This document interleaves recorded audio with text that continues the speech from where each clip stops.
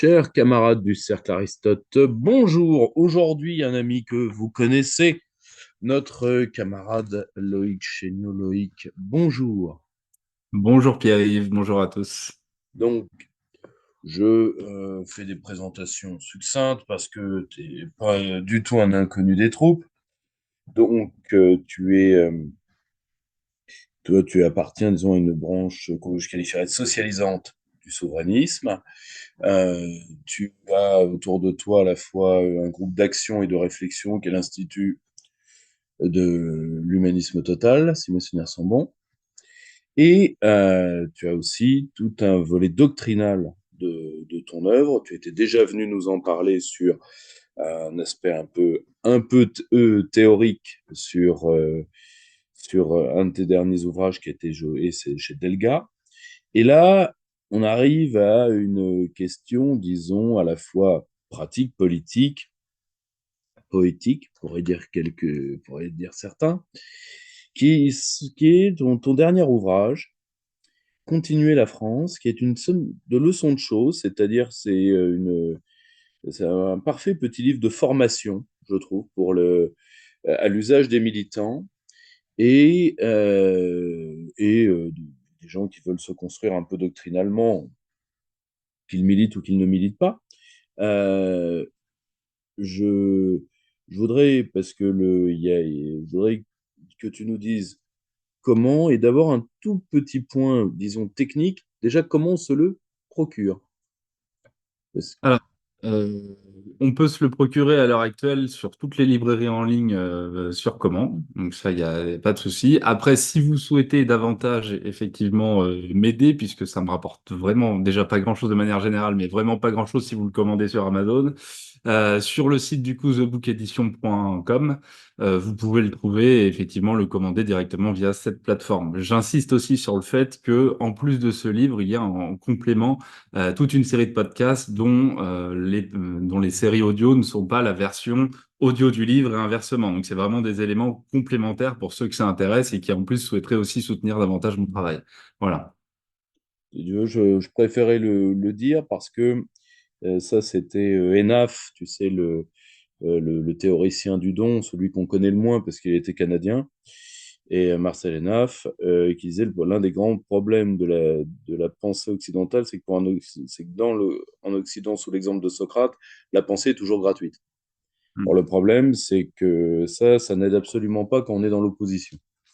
Tu Tout à vois, fait. donc je préférais le rappeler avant de, de venir au véritable point. Pourquoi as-tu voulu revenir sur vraiment cette somme de leçons? Parce que c'est vraiment des leçons sur des questionnements que d'ailleurs, quand on fait de la formation, on entend assez souvent. Euh, comment il t'est venu l'idée, quel est le but derrière cet ouvrage? Alors, bah, comme tu l'as signalé, ça fait, et toi et moi là-dessus, on a des itinéraires en partie similaires, en tout cas un travail commun. Je suis président du coup de l'Institut Humanisme Total, l'humanisme total étant la doctrine que j'essaie aussi de développer par ailleurs sur des plans plus philosophiques et par opposition justement à un humanisme individualiste, petit bourgeois, etc., qui tient davantage compte des réalités. Je passe là-dessus. Et donc, au travers de ça, on fait un travail, toi comme moi, d'éducation populaire depuis des années.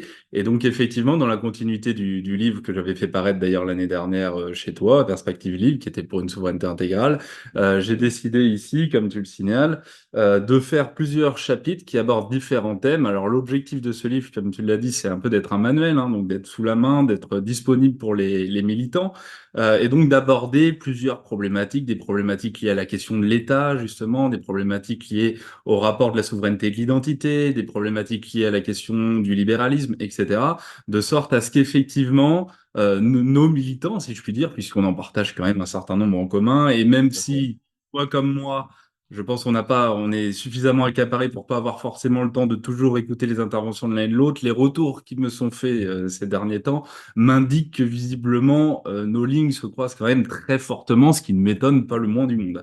Et donc de ce fait, effectivement, j'ai essayé ici de regrouper dans des textes courts, dans différents chapitres qui ont une cohérence dans leur ensemble, mais qui peuvent aussi être lus chacun de manière séparée si vraiment on n'a pas le temps, qu'on n'est pas habitué à ce travail de lecture, de sorte à ce qu'effectivement on revienne sur des problématiques centrales dont on va pouvoir peut-être discuter ici. Donc c'était vraiment ça l'objectif, c'est d'en faire un ouvrage qui a une certaine contenance théorique malgré tout, mais qui demeure, je pense, ne par sa forme, entre autres, assez accessible aux militants. Ah oui, non, totalement, c'est un vrai petit manuel euh, adapté,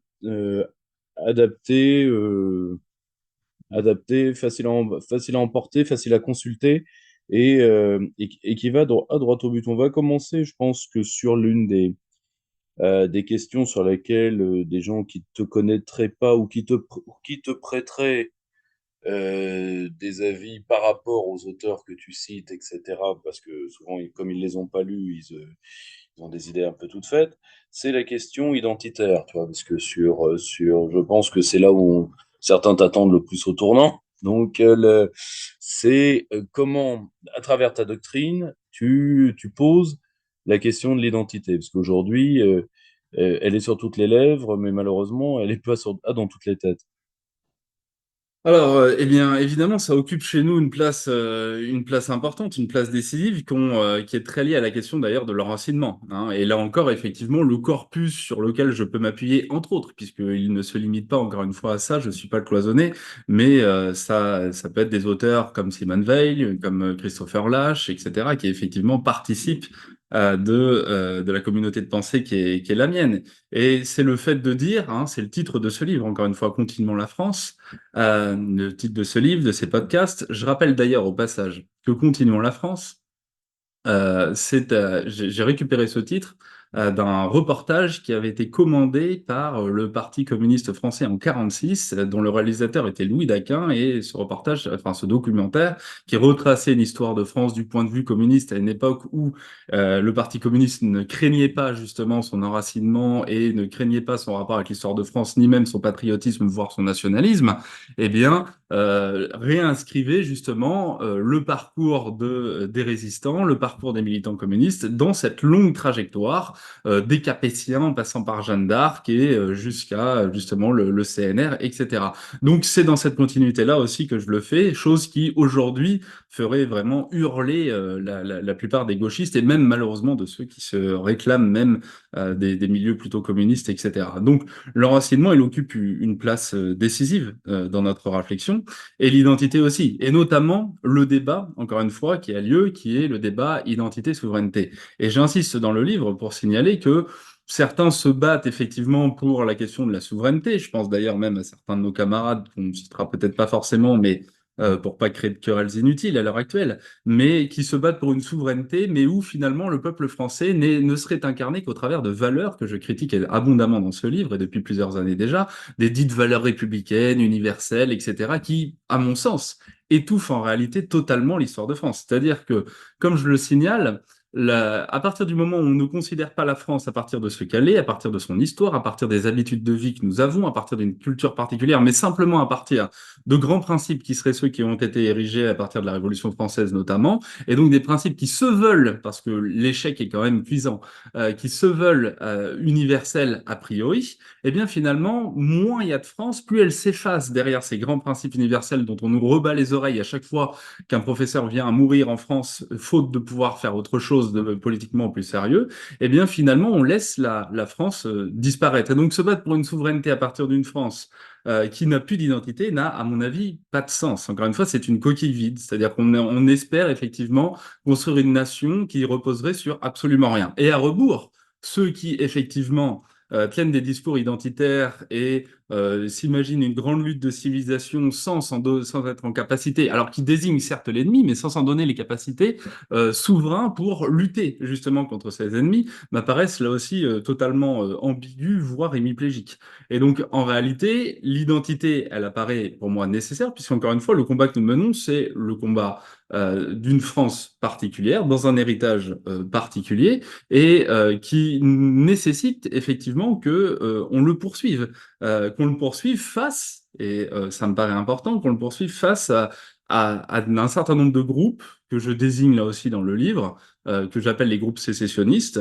En premier lieu, effectivement, qui est le grand capital, bien entendu, le grand capital apatride, qui, encore une fois, la démonstration a déjà suffisamment maintes fois été faite et chacun de leurs actions le montre, n'a que faire, effectivement, non seulement de l'histoire de France, mais plus encore même de la France en tant que telle, et des Français, et cherche simplement à faire du profit en dehors de toute forme de frontières, de protectionnisme, etc., bien évidemment. Ça, c'est le premier groupe que je désigne. Le deuxième, il va de soi aussi, c'est évidemment, on l'a vu là encore récemment avec les émeutes en France, malheureusement, c'est une frange particulière de lumpenprolétariat qu'on désigne plus régulièrement sous le terme de racailles, effectivement, et qui sont des gens qui, finalement, sont eux aussi apatrides et totalement hors sol, puisque ni non plus reconnus par la patrie qu'ils essaient parfois de mettre en avant, et encore moins chez nous, parce que finalement, ils s'attaquent en premier lieu et ils occupent des territoires sur le territoire de la République et on les laisse faire, en plus de cela. Et troisième élément qui me paraît important, effectivement, c'est couches intermédiaires, qui comprend à la fois des technocrates et en même temps ce qu'on appelle les nouvelles couches moyennes, c'est-à-dire la petite bourgeoisie parfois intellectuelle, qu'on pourrait décrire comme les nouvelles couches moyennes écoféministes, qui, comme je le signale là aussi, sont parfois oubliées, mais sont des traîtres à la France, en ce sens que ce sont tous ceux qui, bénéficiant des avantages de la France, considèrent pour autant que, comme Monsieur Attali, qu'elle est un hôtel et que finalement on viendra y chercher après notre longue itinérance bohème au travers le monde uniquement ce qu'il reste des services publics ici pour se faire soigner, ou appeler même notre armée lorsque l'on décide, par exemple, effectivement, d'aller faire un voyage de noces dans le Sahel, pour que nos soldats français, eux, y trouvent la mort simplement parce qu'il ne faut pas mettre de limite à mon désir individuel. Bon, et bien toute cette frange-là, effectivement, pose aussi des gros problèmes, et j'insiste d'ailleurs, pose aussi des gros problèmes dans la manière qu'ils ont de à titre individuel, c'est une chose, mais quand ça devient une propagande élargie, ça me pose plus de problèmes. Et là, on revient en question identitaire. Toutes ces personnes qui, donc, je le disais,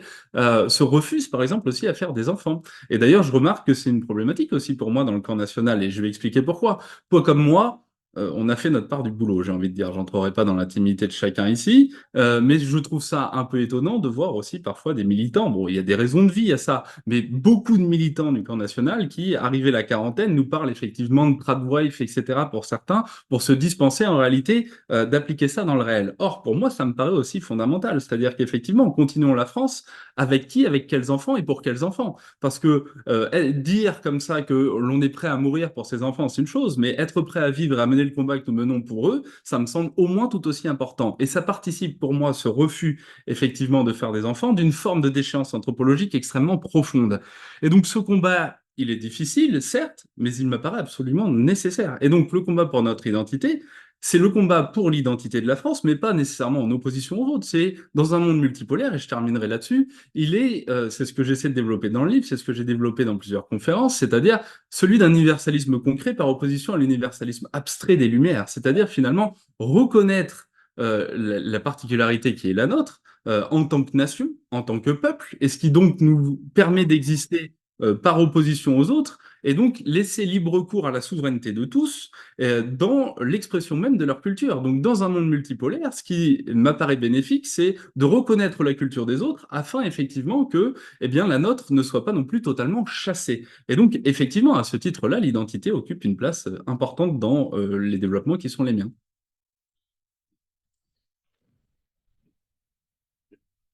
Là où je te rejoins particulièrement, et ça, c'est un véritable problème de, comment dire, du dressage à l'impuissance qu'a été la culture politique moyenne des Français depuis la fin des années 70, dans les grandes lignes. C'est-à-dire que finalement, comme disait Nietzsche, rien ne vaut rien et c'est indifférent. Donc, et malheureusement, chez une partie de nos militants, il y a aussi ça. Il y a aussi ça. Tu l'as très bien souligné sur cette problématique qui est à la fois celle des enfants et qui, quand tu grattes bien, est la problématique du rapport interpersonnel. Parce que, d'ailleurs, on se défausse totalement sur, vous savez, la modernité a fait des femmes que nous ne comprenons pas, donc nous ne sommes pas pères. Est-ce que vous vous êtes mis en position de l'être? Vous savez ce que, si tu veux, c'était la phrase terrible que parfois Boutan hurlait sur certains membres de l'Action française. Vous ne savez pas ce que c'est avoir un père. C'est drôle, vous ne savez pas ce que c'est avoir un père. Euh, tous ceux qui ont vécu ces scènes m'ont dit, on a mis très longtemps à comprendre ce qu'il voulait dire. En réalité, il voulait dire quelque chose de précis. C'est que quand on se reconnaît d'une lignée, d'une continuité, tu vois, on accepte d'avoir été un enfant, on accepte de devenir un homme et on accepte de devenir père. Tu vois. Et aujourd'hui, j'ai très peur, je te le dis, hein, il y a un grand problème des féminismes croisés, le féminisme germanique totalement anti-gosse, hystéro, le féminisme californien non moins hystéro, mais surtout anti-mec. Il y a pas de problème là-dessus. Mais je trouve que c'est un peu facile de faire porter ça uniquement sur les nanas. Tu vois, parce que je pense qu'on a aussi une génération de militants qui, parce qu'ils n'ont rien reçu, ne se mettent pas en position de transmission. Alors, mine de rien, alors, ils doivent pas tout transmettre. Ils doivent pas transmettre leur souffrance, ils doivent pas transmettre leur névrose. Mais c'est pas parce qu'on n'a pas reçu grand-chose qu'on n'a rien à donner à un enfant. Tu vois ce que je veux dire? Et je voulais, parce que c'est drôle que tu aies pris ce sujet-là, et puis d'ailleurs tu en parles très bien, mais si tu veux, qu'est-ce que tu en penserais de ce fait? C'est-à-dire que le, tu vois, on a dans ces couches sécessionnistes, il y a malheureusement une part des nôtres. Tu vois. Et ça, moi, ça me pose plus de problèmes parce que sans croire aux théories des avant-gardes, tu vois, sans croire que l'avant-garde fera tout, je suis je ne sais pas si tu observes la même chose de ton côté, mais je suis très inquiet des pathologies du milieu militant en ce qui concerne la préservation de la patrie, tu vois, parce que si eux ne le font pas, personne ne le fera, tu vois, le problème est là. Tout à fait. Ça nous emmène effectivement sur un sujet qui est un peu différent de ce abordé du livre, mais qui, à mon avis, est très important, intéressera ceux qui nous écoutent, donc c'est très bien. Je parle effectivement dans le livre, bon, il y aurait différentes manières d'aborder cette question-là, mais de déchéance anthropologique, je pense effectivement qu'on y est tout à fait. Et si on devait revenir sur le simple fait d'avoir des enfants, je vois aujourd'hui, malheureusement, et parce que c'est des choses qui m'intéressent et que j'y suis au contact aussi par plein de raisons, le simple fait que des parents sont en incapacité même de donner l'attention minimale à des enfants. Quand je dis l'attention minimale, c'est que on a tous eu des parents qui étaient ce qu'ils étaient. Et encore une fois, je suis pas là pour faire la psychiatrie de qui que ce soit. Le fait est que bon, il y avait un rapport minimal, quand bien même les parents. Je parle pas des cas particuliers, que ce soit bien d'accord, parce qu'on va toujours m'y ramener. Je parle pas d'enfants sévèrement battus, machin, etc. D'accord. Ce que je veux dire, c'est que pour aller au clair, je voyais il y a encore quelques jours une mère qui baladait son enfant dans un caddie avec le téléphone qui s'interposait entre elle et l'enfant, qui ne faisait absolument pas attention à l'enfant qui était en train de manger des trucs complètement dégueulasses dans ce caddie. Et au moment où l'enfant commençait à faire des conneries, la mère se contentait simplement d'insulter l'enfant en lui disant «Oh, mais tu vas fermer ta gueule», etc. Bon, vous voyez, ce genre de tableau, je suis sûr que je suis pas le seul à l'avoir constaté à plusieurs Oui, reprises. malheureusement, non. Oui. Voilà, bon, et là je pense que ça illustre très bien ce dont je veux parler, quoi. C'est-à-dire que sans dire que les parents d'avant étaient des parents parfaits, ce genre de configuration, à mon avis, était totalement absent, d'accord? Et tu disais effectivement, on a des choses à donner à un enfant, sans entrer dans l'éducation positiviste à deux balles. Et je dis bien positiviste d'ailleurs, parce que l'éducation positive souvent est une éducation positiviste, c'est-à-dire qu'elle considère l'individu d'ailleurs comme un objet et non pas comme un sujet. Parce qu'on dit, oh, si vous faites subir ça à votre enfant, nécessairement alors il deviendra comme ça, ce qui est insupportable parce qu'on a l'impression effectivement que l'enfant se comporte comme un astre. Bon, c'est une bêtise. Mais sans entrer là-dedans, l'enfant a aussi à nous donner indirectement, en ce sens que je l'ai souvent dit, j'ai souvent été critiqué pour ça, alors que pourtant ça me paraît être un truisme. Et tous ceux qui m'ont critiqué de près ou de loin par rapport à ce que j'ai pu dire là-dessus, finalement, eh bien, quand je constate leur vie, je me dis que j'avais pas totalement tort. J'ai toujours considéré qu'on commençait à vraiment devenir adulte à partir du moment où effectivement on était père. Moi, j'ai été père extrêmement jeune et je vois bien la différence d'avec aussi beaucoup de mes camarades et surtout du fait que beaucoup de ces camarades ne mesurent pas le travail que cela demande, l'investissement que cela demande, les efforts, la reconsidération tout à coup que l'on peut avoir vis-à-vis de ça. Et ça me paraît décisif. Et au-delà de ça, au-delà de l'aspect plutôt personnel, il y a quand même un élément qui me tient à cœur aussi, c'est que sur le plan simplement des rapports de production, et c'est ce que je dis dans le livre, que ces groupes sécessionnistes ne veuillent pas faire d'enfants, grand bien leur face, encore une fois. Et encore une fois, je parle pas des cas individuels parfois très particuliers, mais là, encore une fois, c'est devenu, il suffit de regarder les médias qu'on ne citera pas pour leur faire davantage de pub, mais tous les médias à la solde, effectivement, du libéralisme libertaire qu'on voit mûrir sur Internet depuis plusieurs années pour voir que c'est sans cesse la propagande qui est mise en avant. Donc, c'est plus des choix individuels, c'est un phénomène de société. Le véritable problème, c'est que eux ne veulent pas faire d'enfants, mais du coup, ils acceptent quand même de continuer à vivre dans un monde où le travail est fait par les autres. Et encore une fois, ce groupe sécessionniste que j'ai désigné tout à l'heure comme une nouvelle couche moyenne écoféministe est très intéressant parce que ils ont à la fois un rapport à l'immigration très particulier, parce qu'il faut bien leur livrer leur repas Uber Eats, et en même temps, ils ont un rapport au monde du travail qui là aussi est assez particulier parce que eux se refusent à faire des enfants. Par contre, ils acceptent de continuer à vieillir dans un monde où le travail continue d'être fait, mais par nos propres enfants. Ça pose quand même un certain nombre de questions. C'est-à-dire que sur le plan exclusivement matériel et anthropologique, encore une fois, il y a un lourd problème. Donc, il ne s'agit pas simplement, encore une fois, de parler, de mettre en place des politiques, effectivement, comme l'a dit Macron, de réarmement démographique, etc. Mais il s'agit surtout de se donner les moyens de comprendre que nous sommes en train de délaisser totalement notre pays aussi par ce biais-là. Et donc, quand je dis continuons la France, c'est aussi en ce sens-là, parce qu'effectivement, tu parlais d'interpersonnel tout à l'heure. Certains rapports, et d'ailleurs je terminerai sur l'élément par lequel tu as commencé, on incrimine effectivement, c'est vrai, beaucoup les féministes, beaucoup les femmes, et je pense, à juste titre, mais là encore, le boulot a été fait. Maintenant, il faut dire aussi que beaucoup d'hommes, effectivement, aujourd'hui, je peux comprendre qu'ils aient des peurs, je peux comprendre qu'ils aient des craintes. Moi, le premier, effectivement, je peux en avoir certains, une fois, à cause de l'omerta qu'il peut y avoir du fait du féminisme, hein, donc ne nous Hmm. trompons pas, ne trompons Non, pas mais tout le monde. ça existe, hein.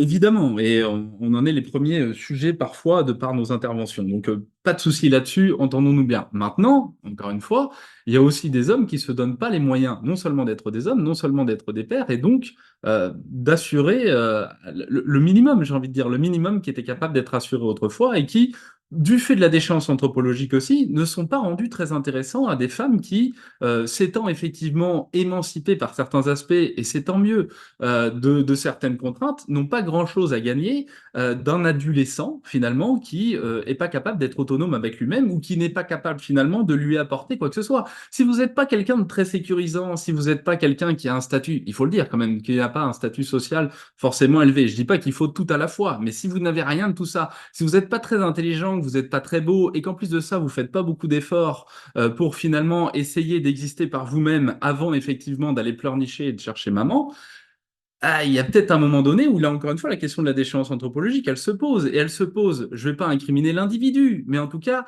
ça questionne, encore une fois, les structures sociales. Quand je vois que, par exemple, aujourd'hui, il est très difficile pour des profs de sport, pour en avoir discuté avec eux, de faire en sorte que les gamins courent ne serait-ce qu'une vingtaine de minutes, parce qu'on parle beaucoup, là aussi, du fait qu'il y a un abrutissement généralisé. Et j'ai fait une vidéo il y a quelques années, au moment de quitter l'éducation nationale, où j'en ai pas dit moins. Il suffit effectivement d'écouter des gens comme Brigelli, etc., faire l'état des lieux sur l'éducation nationale, et c'est très vrai. Mais on parle beaucoup moins du manque d'investissement, même corporel, de ces gamins auxquels on peut pratiquement plus rien faire, quoi. C'est-à-dire que la déchéance est totale, elle est intellectuelle, mais elle est aussi physique et liée, là encore, à tout un ensemble de problématiques liées au libéralisme, liées à l'atomisation de la société, qui fait que finalement, aujourd'hui, même le seul fait d'aller dehors est devenu quelque chose d'extrêmement étranger à bien des gamins. Et donc, à terme, quand ils grandissent, eh bien, ils n'ont plus grand-chose à proposer, et encore moins à des femmes, effectivement, qui se sont émancipées de certaines contraintes auxquelles ils pouvaient autrefois répondre, mais auxquelles aujourd'hui, même, c'est pas parce qu'on est un homme qu'on est en capacité d'y répondre. Parce que combien d'hommes aujourd'hui sont capables de tenir leur foyer correctement, et c'est-à-dire de répondre aussi à des problématiques de vie quotidienne, réelles, bricolage, etc., couper du bois. Vous voyez, chaque matin, moi, je coupe du bois pour qu'on se chauffe. Bon, je dis pas à tout le monde de faire ça, mais et néanmoins aussi, ça répond effectivement à des problématiques physiques auxquelles il faut pouvoir répondre. Bon, eh bien aujourd'hui, finalement, pourquoi est-ce que, il est vrai, hein, pourquoi est-ce que certaines femmes s'emmerderaient avec certains hommes qui sont plus en capacité de ne plus rien leur apporter? La question se pose aussi légitimement. Parce que tu vois, si tu veux, c'est la vieille, c'est le vieux dicton, euh, quel monde allons-nous laisser à nos enfants, quels enfants allons-nous laisser au monde? Or, tu vois, là, tu vois, c'est d'autant plus utile d'avoir des petits ouvrages de formation bien faits, bien pensés comme le tien, parce que il y a un phénomène qui, moi, m'inquiète. Alors, si tu veux, j'en profite pour le commenter avec toi, parce que ça vient de sortir, c'est tout chaud. Peut-être l'as-tu vu. Tu as une nouvelle étude donc, du CEVIPOF. Alors bon, Fourquet qui l'a fait était trop heureux, parce que bon, lui, comme il prophétise que tout va se casser la gueule dès qu'il peut créer lui-même une donnée qui va dans son propre sens, il n'y a pas de raison qu'il s'en prive. Donc, et là, il a fait une étude sur l'électorat du RN et dit, enfin, l'électorat du RN se dénationalise. C'est-à-dire qu'en réalité, il se macronise sous l'influence de qui? Mister Boule de Gomme. Et si tu veux, il est, je cite, moins national, moins souverainiste, plus individualiste et plus quémandeur de droit. Je ferme la parenthèse et ferme le banc de citation. Et tu vois, je suis inquiet, peut-être à tort, on peut en discuter, que tu vois, on oublie beaucoup, et l'absence de formation marxiste sérieuse, par exemple, pose problème là-dessus, que le libéralisme a un côté acide. C'est-à-dire acide au sens chimique du terme. C'est-à-dire c'est quelque chose qui ronge. Et, euh, et on s'est dit finalement, est-ce que ces classes populaires, ces classes périphériques, donc dans lesquelles on a mis beaucoup d'espoir, c'est tout le sens de l'œuvre de Christophe Guilluy, par exemple, est-ce que finalement ils sont pas en train de nous les pourrir? Est-ce que finalement ils en ont pas les moyens? Tu vois, Hmm. et des gens qu'on prendrait pour des comportements erratiques, des gens qui sont dégénérés au sens étymologique du mot, sortis du genre. Est-ce que ce ne sont pas plutôt des gens plus réfléchis qu'on ne le croit? Ouais, parce que quand tu vois Macron de loin, tu peux te dire cet homme est fou, il ne peut pas avoir d'emprise sociale. Mais est-ce que la folie élitaire peut faire pourrir une société? C'est une vraie question. Euh, Qu'est-ce que tu en penses, toi? Tout à fait, mais je pense qu'effectivement, de toute façon, encore une fois, le libéralisme ayant produit une atomisation très claire des individus, on revient à la question de départ, c'est-à-dire à la question sur l'enracinement aussi, c'est-à-dire Hmm. que un individu ne sachant plus d'où il vient, où il va. Et encore une fois, j'insiste sur l'idée de continuer la France parce qu'il s'inscrit là-dedans.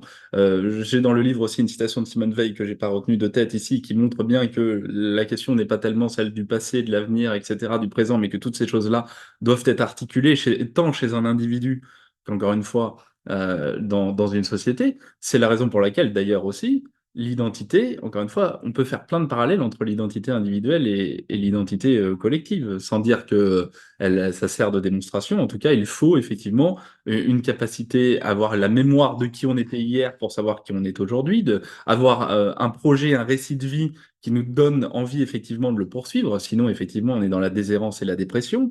Et il faut effectivement être en capacité de se reconnaître et d'être reconnu par les autres. C'est aussi extrêmement important, ça aussi pour une nation. Une nation qui n'est plus reconnue par les autres, elle cesse d'exister.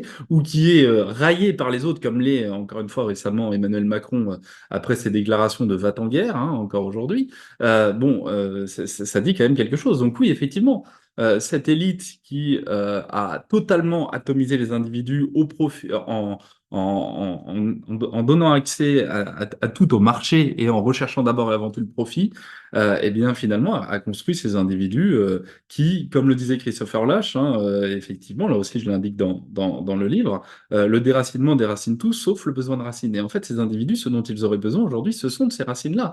Simplement, comme ils ne les ont plus, eh bien ils errent. et on a une société qui est totalement zombifiée et qui n'est donc même plus capable de faire face, hein, sur le plan quasiment, là aussi, immunitaire, j'ai envie de dire, n'est plus capable de faire face tant à ses élites qu'aux groupes, effectivement, qui viennent chez elle et qui lui imposent une culture halogène qu'elle se décide d'adopter. Là aussi, pareil, hier encore, alors que je me baladais, je vois un groupe de, comme on dit, de jeunes, d'accord, qui était modelé sur le modèle des Chances pour la France, alors que il n'en venait pas. Simplement, effectivement, du fait qu'il n'y ait plus de culture française, du fait qu'il n'y ait plus d'habitude, du fait qu'il n'y ait plus de pères, du fait qu'il n'y ait plus de transmission, du fait qu'il n'y ait plus de tradition, etc. Eh bien, finalement, on a des gens qui sont modelés sur une culture halogène, alors que là, on avait une bande de gamins qui, finalement, étaient pas bien méchants, mais avaient adopté tous les codes de ceux qui, effectivement, décident de s'inscrire en opposition vis-à-vis de la France et de la République. Eh bien, on a une population qui est complètement dévastée, qui est totalement communautarisée, et à ce titre-là, d'ailleurs, c'est ce que j'indique dans le livre, j'en veux, si je puis dire, de manière générale, à la gauche dans son ensemble, parce que on nous joue depuis quelque temps, et tu sais, encore une fois, les attaques que j'ai pu conduire face à la gauche wokiste, hein, tu m'avais invité pour cela, j'ai produit un Bien livre, sûr. à la gauche communautaire, etc. Mais la gauche, encore une fois, du printemps républicain, la gauche des francs-tireurs, etc., pour moi, elle a joué le même jeu par rapport à ce dont nous parlions tout à l'heure. C'est-à-dire, j'insiste là-dessus dans le livre, ces deux gauches sont intimement complémentaires, encore une fois, parce qu'elles n'ont pas Bien été sûr. les deux, en réalité, se font une image de la France. Pour l'une, la gauche communautaire, où finalement c'est le chaos qui doit régner, hein, chose à laquelle appelle notamment une figure de proue de la sociologie francophobe en France, qui est Didier Héribon, qui, dans un des livres que je cite là aussi dans mon bouquin, nous dit que il faut créer des espaces de chaos et qu'en fait la sociologie aujourd'hui doit servir à éclater la société. C'est quand même très intéressant. Et de l'autre côté, du coup, cette gauche prétendument républicaine, qui, encore une fois, comme je disais tout à l'heure, ne percevant la France qu'au travers de certains principes abstraits qui n'ont rien à voir avec ce qu'est la France en réalité et qui a totalement été ravalée par le conformisme libéral, eh bien, deviennent complémentaires dans cette détestation de la France. Et c'est comme ça, d'ailleurs, que j'explique le passage de la gauche républicaine vers la créolisation. C'est-à-dire que moins il y a de France, plus ils en sont satisfaits, puisque la France doit s'effacer dans des valeurs universelles dans lesquelles elle n'a plus à se reconnaître. Et donc finalement, puisque la France n'a pas de culture particulière et qu'elle n'est que la figure de proue de ces valeurs soi-disant universalisables que tout le monde dont tout le monde se fout en réalité, et surtout dans le monde multipolaire à l'heure actuelle, eh bien alors la place est faite à la créolisation, c'est-à-dire finalement à une sorte de melting pot généralisé dans lequel finalement c'est la violence communautaire qui arrive. Et donc moi je terminerai là-dessus. Ce qui m'inquiète le plus dans tout ça, c'est que non seulement on a des gens qui sur le plan anthropologique, connaissent des formes de déchéance, sont atomisés, donc profondément seuls, mais qui en plus vont pas être en capacité de faire face à la violence que l'on voit déjà et qui ne cesse, à mon avis, de s'étendre.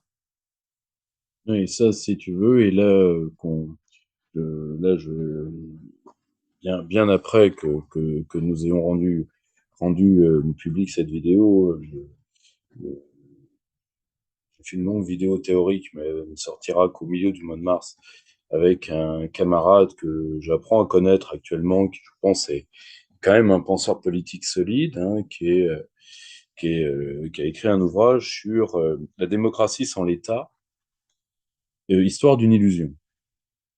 Et si tu veux, c'est tu vois, c'est Gilles Amiel, et qui était de l'équipe, qui a été, il ne l'est plus, de l'équipe Nikonov, tu vois, donc quand même une fabrique de mecs assez solide, historiquement, et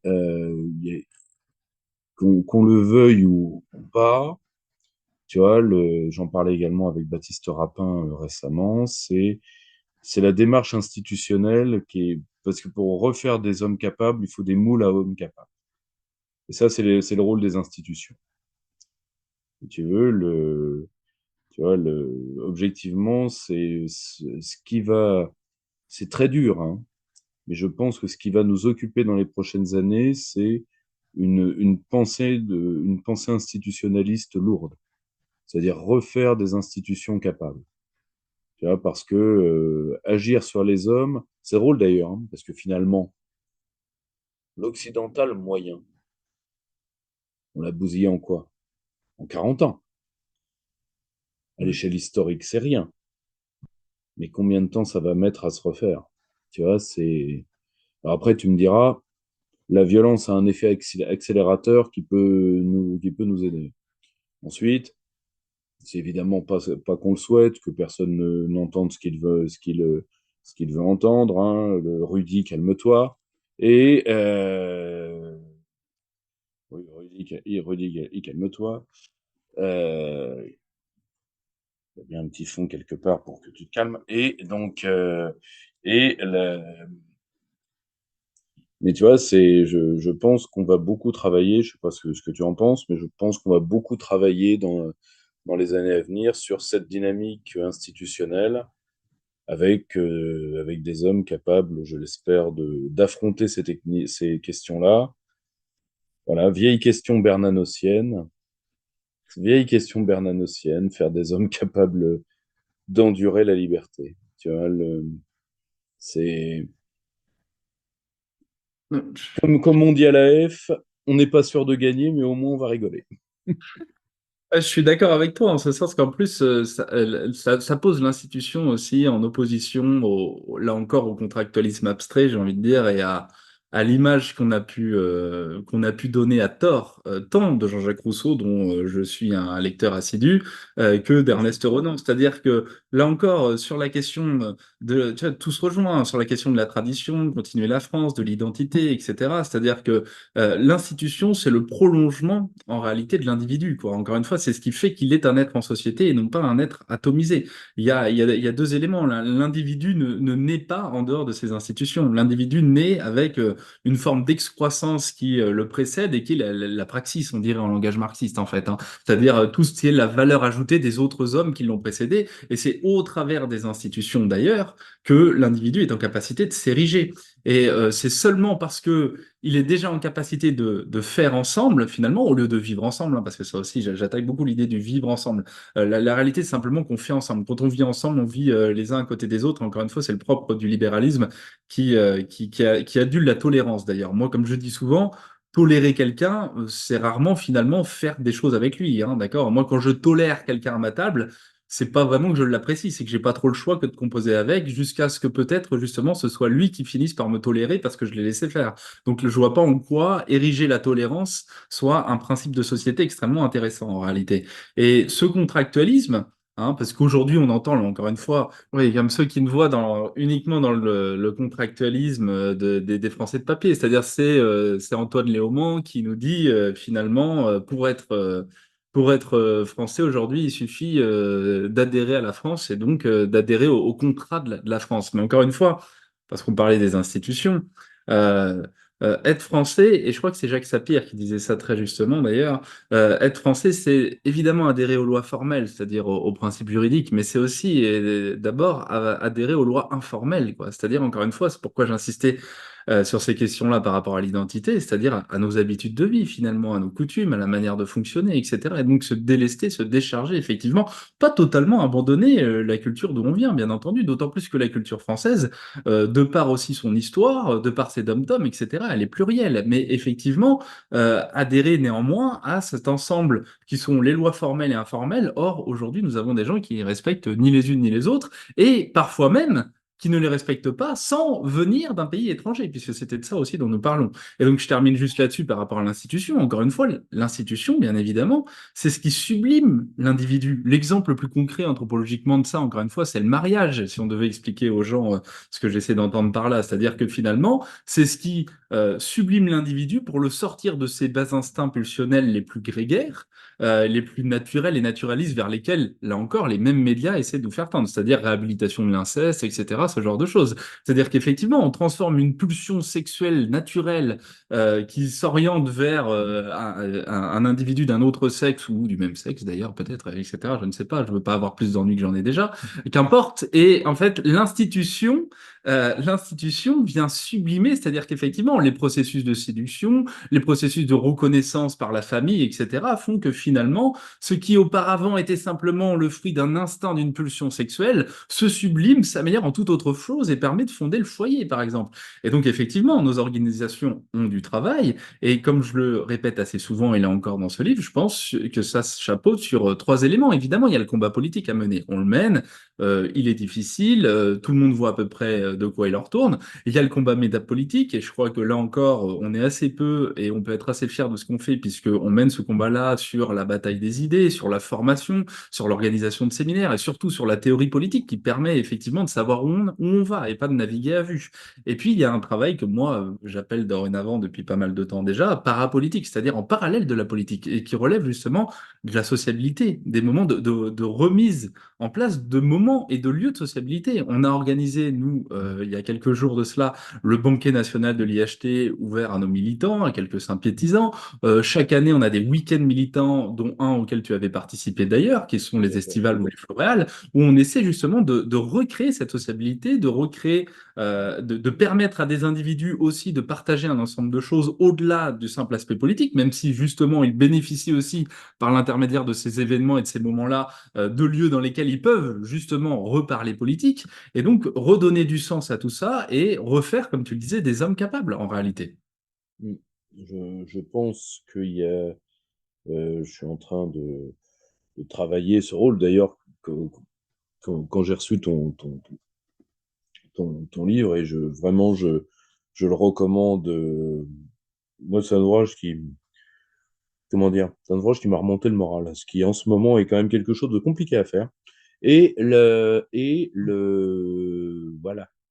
Donc, parce que tu sais que je suis en train de travailler, c'est à la demande de nos camarades de l'AF. Pas du tout que ça va devenir le manuel de recrutement de l'AF, parce que bon, j'ai des différences doctrinales qui sont connues vis-à-vis de l'AF, voilà, j'ai beaucoup de camarades, j'ai beaucoup de camarades, et je reste très, moi, si tu veux, la loyauté personnelle passe quand même au-dessus de beaucoup de choses. Je suis en train de voir un petit manuel sur la condition militante, qui sera un petit livre, mais qui est un peu le bilan de mes 20 ans d'activité. C'est drôle, je travaille un peu sur ces questions-là. Voilà, donc c'est c'est deux ouvrages qui vont se croiser. On aura certainement l'occasion d'en reparler. Je pense qu'il y a des dynamiques économiques, éducatives, parce que bon, moi, c'est une conviction que j'ai depuis 20 ans. La guerre sera très longue. Seulement parce que c'est malheureusement le lot d'un conflit qui n'est plus un conflit idéologique, qui est un conflit anthropologique. Et un conflit anthropologique, malheureusement, si on veut éviter que ça entre dans un scénario Highlander, hein, c'est-à-dire à la fin, il n'y en a qu'un debout, ça va prendre beaucoup de temps. Parce que je suis aujourd'hui persuadé, et tu en parlais très bien sur la multipolarité, que, appelons-les peut-être avec le mot de Schmeltrigano, postmoderniste, c'est un mot que je n'aime pas, mais utilisons celui-là,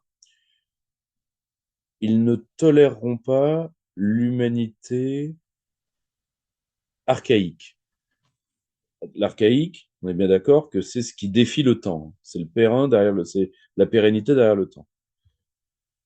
Je suis persuadé ils ne le supporteront pas. Ils font, même vaincus, ça se voit sur différents conflits actuels, même vaincus par les armes.